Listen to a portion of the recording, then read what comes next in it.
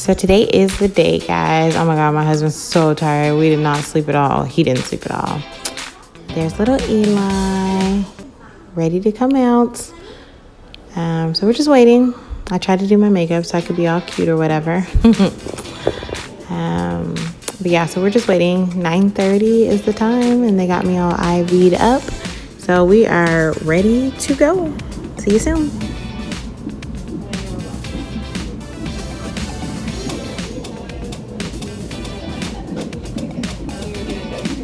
This bed is gonna drive. Good morning, guys. So it is September 28th, and I'm in the hospital still. And just got through breastfeeding or breast pumping. Still kind of the what is it called? Golden liquid stuff. So still working on my actual milk apparently.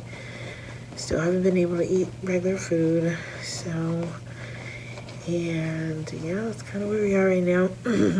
There's some small issues with baby Eli, and I'll share those with you a little later. I don't want to talk about it right now, but overall he's really good and healthy, chunky monkey. But I just wanted to keep you guys updated. I'm currently here by myself. There's nobody here. Husband went to drop off the milk, and my mom went to find coffee. So yeah, thanks for all your prayers and your well wishes. So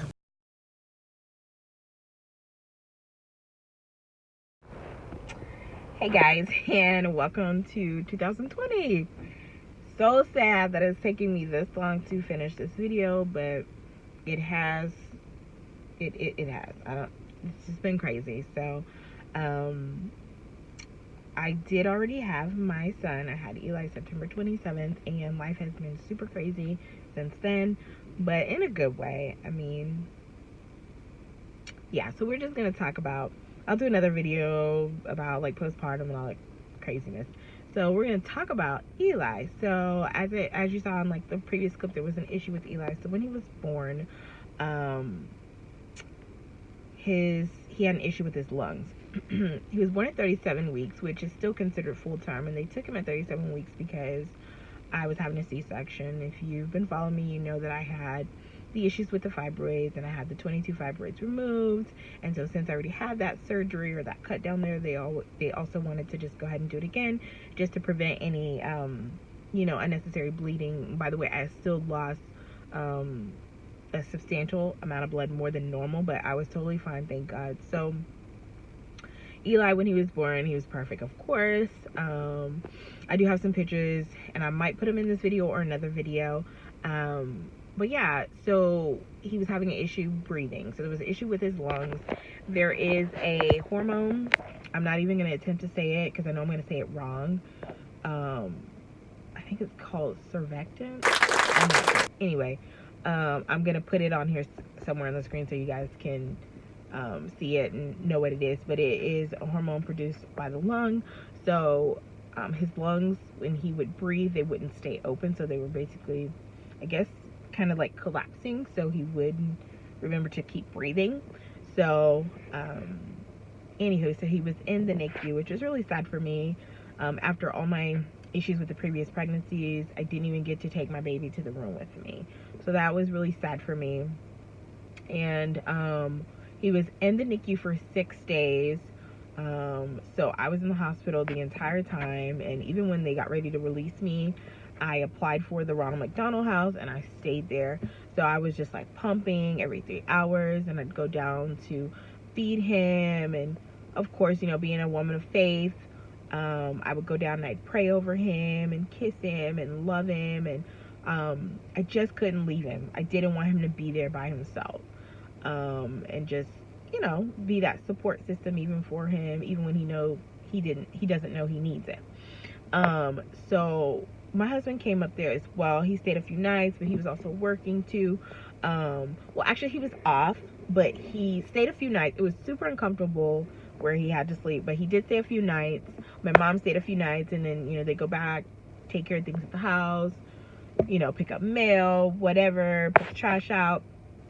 But I was there the entire time. So my recovery this time also was pretty quick. I didn't have a lot of issues. I was really good to go like the next day, but I went ahead and stayed just to make sure I was okay. And then one little fact about me is I love hospital food. Love it. It's so good.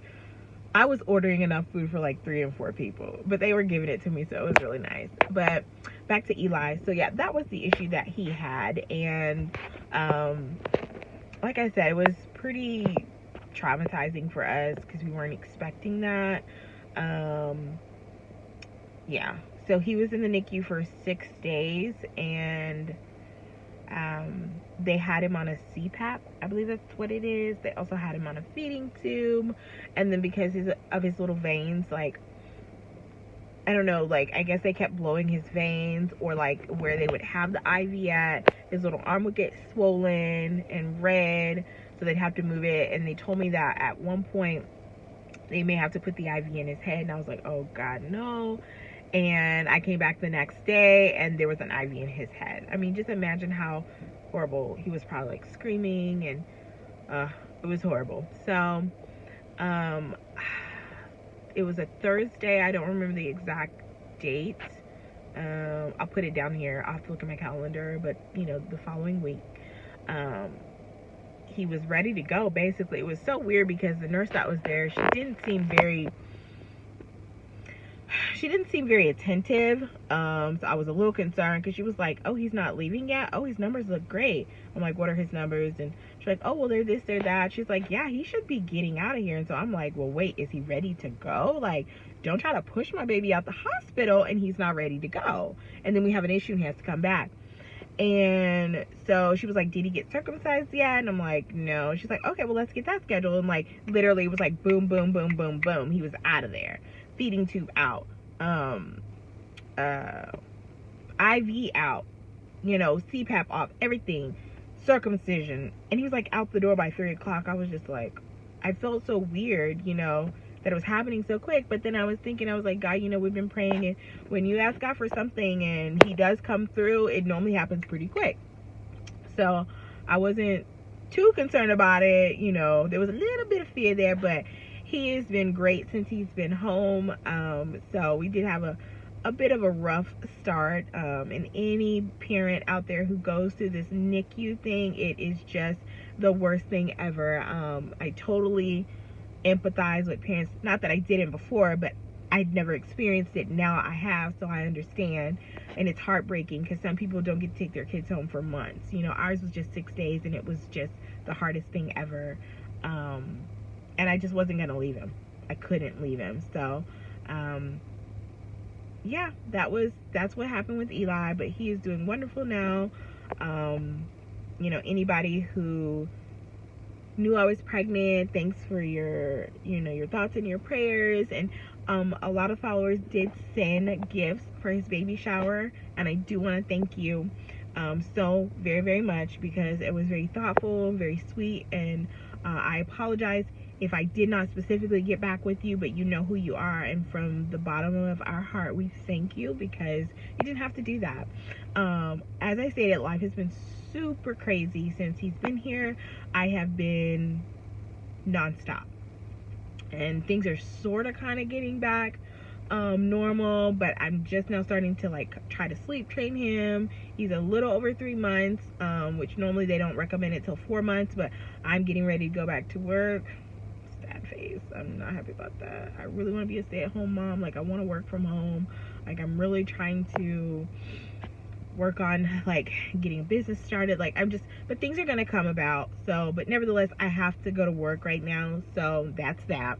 So I'm really trying to sleep train him and things like that, so to kind of get him on a routine, because normally he wakes up at like 3 and 4 o'clock in the morning, and I have to go to work at 5 in the morning when I go back to work. So I don't need him waking up at 3 and 4 o'clock in the morning. So yes, so that is the story on Eli. That is his NICU story. I will insert some pictures in here as well. If you guys have any more questions and concerns, please leave them in the comments below. Please let me know any other videos that you want to hear from or get from me in regards to my pregnancy. I know I'm going to do a postpartum. I'm going to do one about my breastfeeding because I am still breastfeeding. The struggle. Lord, the struggle. And yeah, and just parenthood stuff, you know, how I've been dealing with that. So any videos that you guys would like, just let me know. Love you guys. Thanks so much for still sticking around, because I'm not as consistent as I would like to be, but I definitely enjoy sharing my life with you guys and doing videos for you guys. So I hope you guys are having a great day. Today is Friday, the 10th, I believe. So I hope you guys have a blessed Friday, and I will see you guys in the next video.